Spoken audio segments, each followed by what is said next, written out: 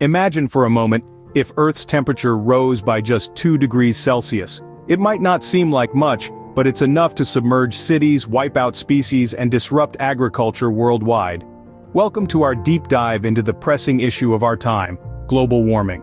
This is not just another buzzword or a topic for debate, it's a harsh reality, a ticking time bomb that threatens our very existence. Global warming in essence is the long-term heating of Earth's climate system, observed since the pre-industrial period due to human activities, particularly fossil fuel burning, which increases heat-trapping greenhouse gas levels in Earth's atmosphere. The term is frequently used interchangeably with the term climate change. But why should we care? Picture this: ice caps melting, sea levels rising, species going extinct, and extreme weather events becoming the norm rather than the exception. These are not just doomsday predictions. These are the potential catastrophic effects that scientists warn will become our reality if we do not act soon. What's even more alarming is the pace at which this is happening. The last 3 decades have successively been the warmest on record, and the rate of warming is accelerating. This is not just about saving polar bears or preserving beautiful landscapes for future generations. This is about safeguarding the conditions that make life on Earth possible. Our aim, through this video, is to shed light on this complex issue. We'll delve into the causes and effects of global warming, and most importantly, we'll discuss what we can do to slow it down. Because knowledge is power, and understanding these causes and effects is the first step in making a difference. We can't afford to ignore this problem any longer. The stakes are too high. The cost of inaction is far greater than the cost of action. It's time we take responsibility and start making changes, both big and small, in our daily lives to combat this global threat. Understanding the causes and effects of global warming is the first step towards fighting it. So how did we get here? What exactly causes our planet to heat up? In the simplest terms, the heating of our planet, termed as global warming, is primarily due to something known as the greenhouse effect. Now, don't let the term fool you. It has nothing to do with the color of your house or even agriculture. The name is derived from how greenhouses are designed to trap heat, just like our planet does naturally. Imagine the Earth wrapped in a blanket of gases. This blanket allows sunlight to enter but prevents a portion of the heat from escaping back into space. This is a natural and necessary process because without it, the Earth would be too cold to support life as we know it. But like a lot of things in life, too much of a good thing can be harmful. Now let's talk about where the too much comes from. It comes from us, humans. Our activities are thickening this gaseous blanket, trapping more heat than necessary, and causing the planet to warm up. The burning of fossil fuels such as coal, oil, and natural gas for electricity, heat, and transportation is the largest single source of global greenhouse gas emissions. When we burn these fuels, we release carbon dioxide and other greenhouse gases, which accumulate in the atmosphere and contribute to global warming. Consider this: every time you switch on a light, drive a car, or heat your home, you're contributing to the thickening of this blanket. It's like adding an extra quilt on a warm summer night, unnecessary and uncomfortable. Another significant contributor to global warming is deforestation. Trees absorb carbon dioxide, one of the primary greenhouse gases.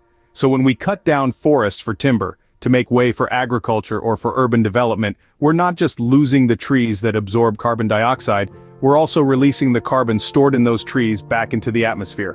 It's a double whammy. Then there's the issue of industrial processes and waste. Many industrial practices produce greenhouse gases as byproducts, while landfills give off methane, another potent greenhouse gas. What's concerning is that these human activities are not just causing a gradual warming, they're leading to a rapid increase in global temperatures that's unprecedented in the history of our planet. But it's not all doom and gloom. By understanding the causes of global warming, we're taking the first step towards finding solutions. We can make choices in our daily lives that reduce our greenhouse gas emissions and start treating the Earth with the care it deserves. So, what does this mean for our planet? It's clear that human activity plays a significant role in global warming, but what does this mean for our planet? If we continue on this path, the consequences for our planet could be dire.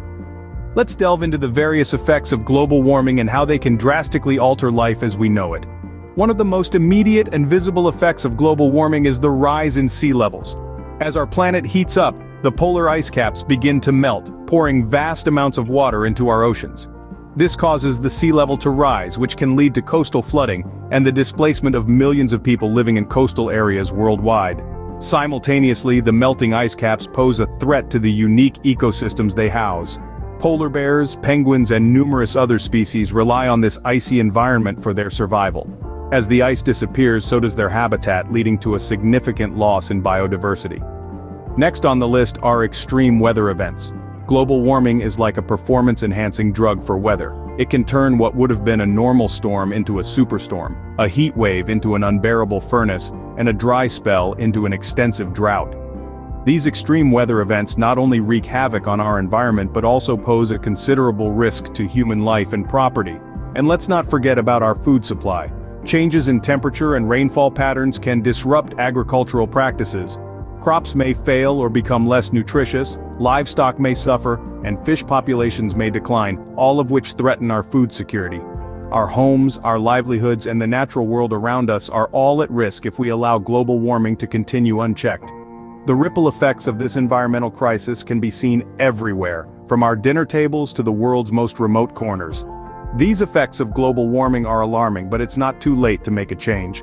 We have the knowledge, the tools, and the ability to mitigate these effects. All we need is the will to act, because the future of our planet depends on the choices we make today. The fight against global warming starts with you and me. It starts with understanding and then taking action. So what can we do as individuals to help combat this global crisis? There are plenty of practical steps we can take in our daily lives.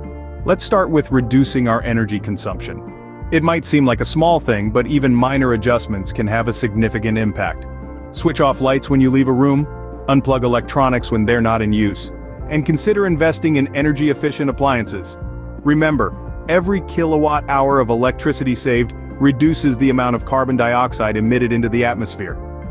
Next, let's talk about recycling. This goes beyond just separating your paper and plastic. Think about how you can reduce your overall consumption of goods. Can you repair something instead of replacing it? Can you buy second-hand instead of new? By reducing, reusing, and recycling, we can help cut down on the amount of waste that ends up in landfills, and in turn, reduce greenhouse gas emissions. Another step we can take is to support renewable energy. If possible, consider installing solar panels on your home or switch to a green energy provider. But even if that's not an option, you can still make a difference. Advocate for policies that support renewable energy and support businesses that are making efforts to reduce their carbon footprint. But as important as individual actions are, they're not enough on their own. We also need collective action. This means working together as a community, a country, and a global society to enact meaningful change. It means advocating for policies that limit emissions and promote sustainable practices. It means holding corporations and governments accountable for their role in global warming. At the international level, it's crucial that we support efforts to reduce global emissions. This includes agreements like the Paris Agreement, which aims to limit global warming to well below 2 degrees Celsius above pre-industrial levels. It's a lofty goal, but with concerted effort and cooperation, it's one we can achieve. It's easy to feel overwhelmed by the scale of global warming, but remember, small actions add up. Each of us has a role to play in this fight, and together, we can make a significant impact. In the end, it's not just about protecting the planet for ourselves, it's about safeguarding it for future generations. Our children and their children deserve to inherit a world that's healthy and vibrant, not one that's on the brink of ecological collapse. Together, we can make a difference. We can slow the pace of global warming and protect our planet for future generations. The time to act is now. Please subscribe if you want to view more videos like this. Thank you for watching.